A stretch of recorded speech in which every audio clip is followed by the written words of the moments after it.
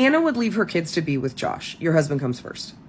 Now, one thing about that is Josh will only have to finish 85% of his sentence, and because he was sentenced to 12 years and has since gotten 2 months added because he just can't quit effing around because he just does not understand that privilege, that pretty little Christian white boy privilege that has kept him safe all these years, does not count in there. If anything, in situations like that, it actually works against you because they're aware of that dynamic and how much shit you probably gotten away with, and so they're going to drive it like 10 times home. Basically, a lot of those people are used to being little Verucas. Hey, Daddy, I want a golden goose. A blast from the past, J.C. Duggard, and this is a perfect example of orders are only as good as the people, the law enforcement officials, enforcing them.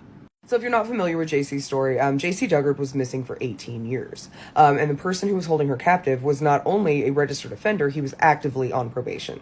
I'm not going to recommend anyone looking up this story because this is one of the worst of the worst. However, the reason that nobody really knew that she existed was because he kept her in a tent and tarp city in his backyard. Her and the 2 children that he fathered with her. This case is, like I said, worst of the worst. They had had visits from several officials over many, many years, and not one of those officials did so much as open the back door, walk into the backyard, and unzip a tent.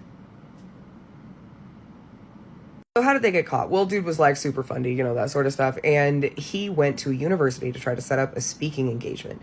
When he was at the university, you have to do a background check. You can't just go in these places and do whatever.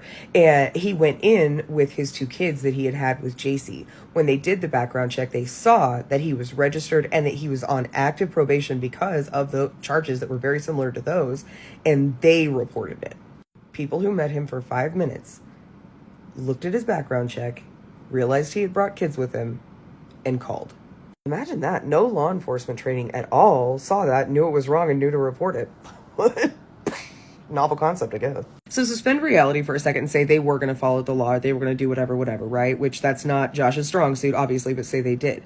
The kids would be sent away so that Anna could stay with Josh because you remember, just an appendage, live to attend him. She would view leaving Josh to be with her kids as her ticket to hell. Because remember, people like Josh, they have never been told no in their entire frigging life because of dynamics like these, because they've set up their world to where people can't tell them no.